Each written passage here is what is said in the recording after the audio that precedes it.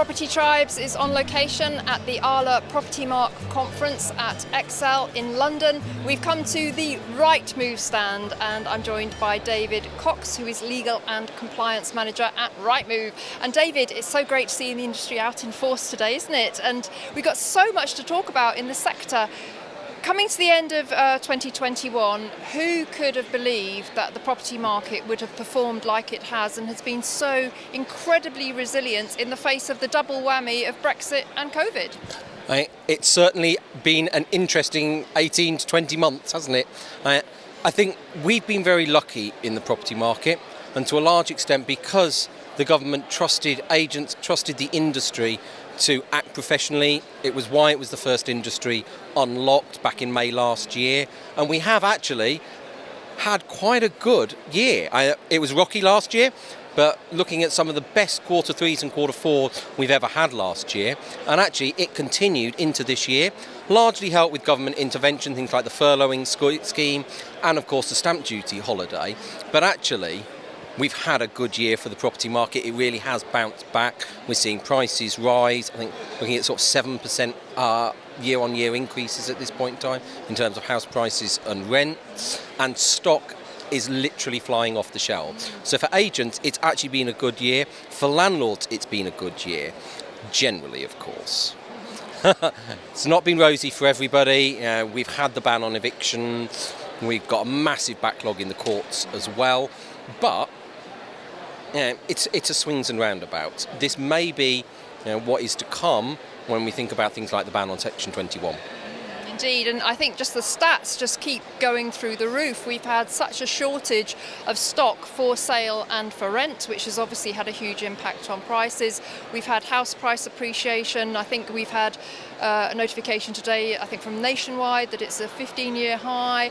I mean, how long can this continue, David? Because it's, in my opinion, and I don't know if you agree, it's quite unusual to have a rental market and a sales market both on an upward trajectory at the same time. It's highly unusual, isn't it? Because normally what you see is as one goes up, the other goes down, and we've seen that in cycle after cycle. So it is unusual, but I think we're in unprecedented time. And the last time we had a global pandemic was 100 years ago, when we weren't collecting these sort of statistics. But you're absolutely right. Both are going up at the moment. And we know from time on site, from the demand, the leads that are being sent on Rightmove, we've had days, kind of take 2020 out, you look at the days versus the 2019 figures, they have been up at well in excess of 100% more leads, more views than they were on the same day in 2019. Even now, after the stamp duty holiday has finished, we are still tracking at least 25% higher every day than traffic was in 2019.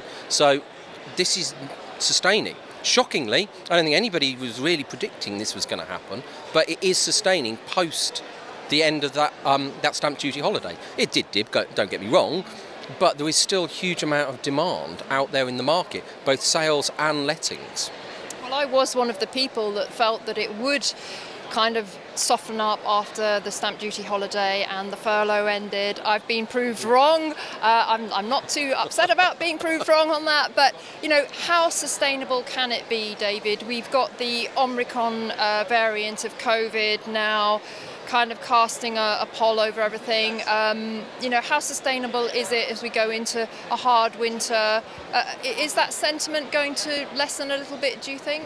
Well, I know I was also thinking, we've got this stamp duty holiday, we've then got the end of furlough, things are going to slow down. So it's we're predicting the unpredictable at the moment, looking into a crystal ball, and we are expecting the market to soften, don't get me wrong, and we are expecting to see a slightly tougher beginning in Q1 and Q2 of next year.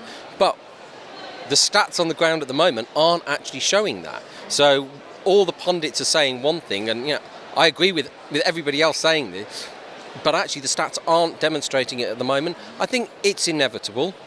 We've also, there is such a lack of supply. I'm just having a quick look before we chatted. Supply is down over 50% in the sales market at the moment. And it is because they are literally flying off the shelves. Just to give you an idea, time on site, time on Rightmove is down 60% versus 2019. So they are coming in, they are going out. And lettings, it's days they are staying on site before they are going, and there is so much interest. So I think we've still got to sort this massive pent-up demand, and it's not just in one part of the country or other parts of the country, it's across the board. There are peaks, there are lows. Interestingly, London is actually bucking the trend, where it's the lowest growth at the moment versus outer London. But is that because people, they've been locked at home for so long? They want a bit more space, they want a garden. I know I'm one of those people at the moment. So London's, the country's booming. London is still growing, it's just not growing at the same rate at this moment in time. That's going to equal out, and it's going to go back to normal at some point. But I think we've still got pent-up demand in the market, and I think agents are probably going to have a pretty good year next year. Well, none of us can check our crystal balls this time, because I literally have no clue. But I think, there are threats, there are indicators that will maybe deter landlords. Obviously, there are concerns about inflation. I think the Bank of England have said today that it could comfortably reach 5%. Landlords certainly new landlords tend to be fairly cautious. So going forwards into 2022, do you have any advice for landlords? Do you think they should be really looking to mitigate their risk, maybe just concentrate on kind of family homes where we know that there will be a strong demand going forwards? So I think we've got two things we need to factor in. One, record low interest rates for the best part of the last 15 years. I think a lot of landlords who have joined the market during this kind of unprecedented period have almost forgotten that if you go back to the 80s and the 90s, a 10% base rate, even higher, was the norm. And I think I remember those days. We've got to remember that. Now, I'm not sure we're going to go back to a base rate of 10%, but it wouldn't surprise me that it is going to start increasing. So landlords have to factor that into their financial modelling and their business plans going forward, number one.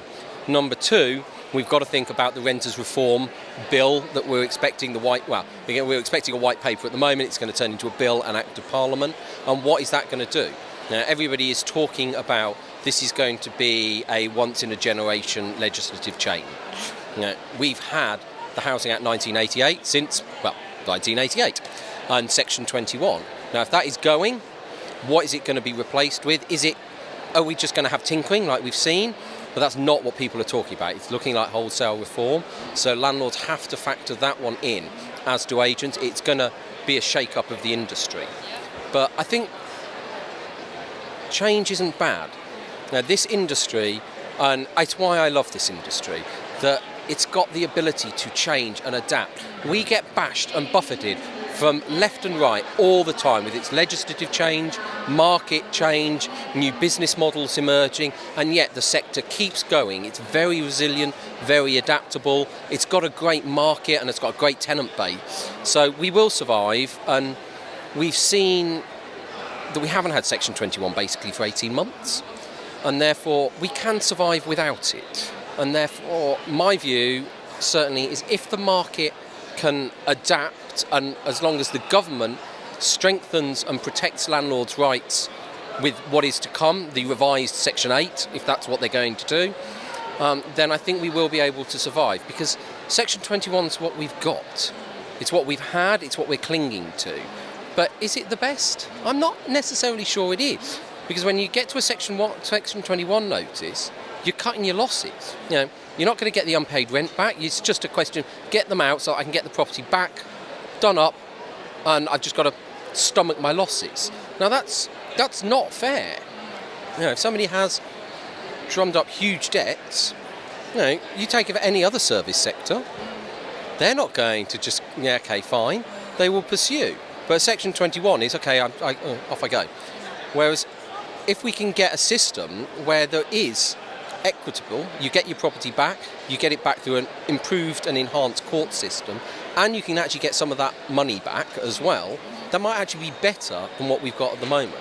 So it is swings and roundabouts, but as with everything, think business, think financial, and think regulatory and legislative on what is going to change.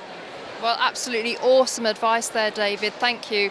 Very interesting to hear your views. And Rightmove collects so much data that it's very interesting to look at that data and to learn, just how incredibly active the property market is. Even approaching what 2-3 weeks away from Christmas. So still unprecedented times. I don't know what's going to happen in 2022, but I think the one thing I can guarantee is it's going to be very exciting.